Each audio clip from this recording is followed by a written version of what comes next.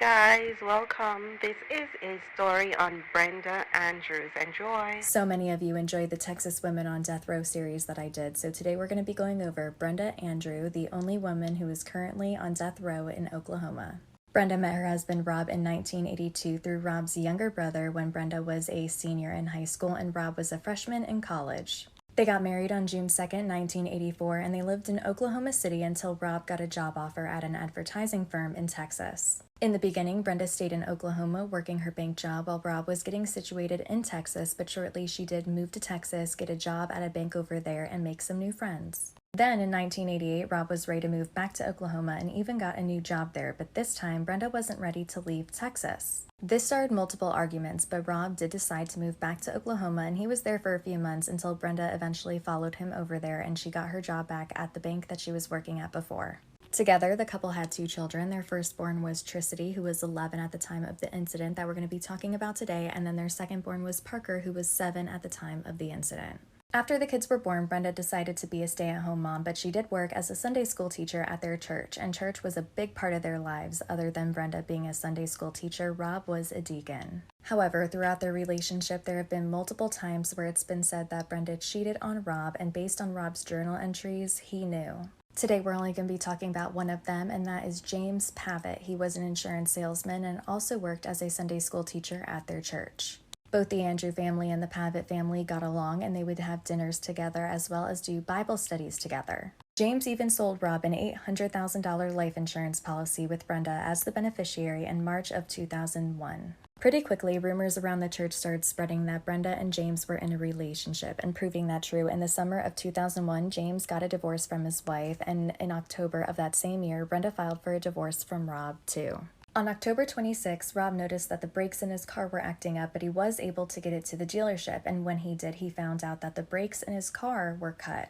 After hearing that, Rob called 911 and told them that he believes that his wife Brenda and her boyfriend James cut the brake lines intentionally and were trying to kill him, but nothing came from that phone call. Then, after that, Rob received a panicked phone call from an unknown person saying that Brenda was in an accident and he needed to rush to the hospital. Now, this is where I've heard different things. One thing I heard is that he took his rental car and he drove to the hospital, and the other thing I heard is that he actually called the hospital to see if anyone was there under Brenda's name, but either way, it was a lie. Brenda wasn't injured and she wasn't in the hospital, but after that, Rob decided to take Brenda's name off as the beneficiary of his life insurance policy and changed it to his kids' names. However, James found out about this, forged Rob's signature, and changed Brenda back to the beneficiary, all without Rob knowing.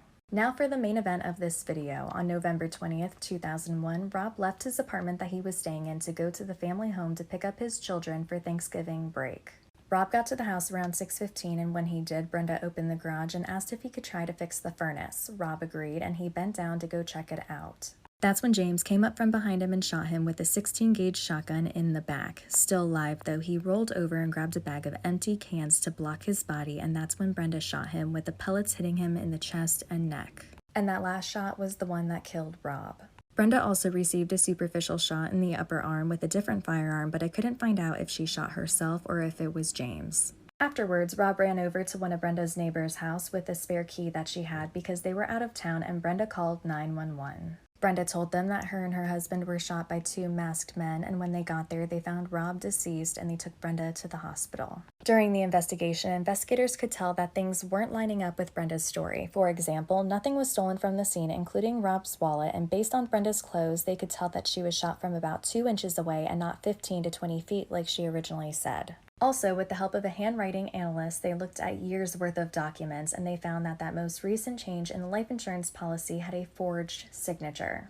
Rob's funeral was on November 26th, but instead of going to his funeral, Brenda, James, and the 2 kids went to Mexico instead. Not long after that, the police decided to charge Brenda and James with Rob's murder, and in February of the following year, they started to run out of money in Mexico and decided to come back to the United States, where they were then arrested at the border and were charged with first-degree murder and the conspiracy to commit murder. James's trial started first in 2003, and he was ultimately found guilty and sentenced to the death penalty, and he actually has an upcoming execution which is scheduled for July 11th of 2024. Brenda's trial started 6 months later, and she too was ultimately found guilty and sentenced to the death penalty in 2004. And as of right now, there is currently no date for Brenda's execution scheduled.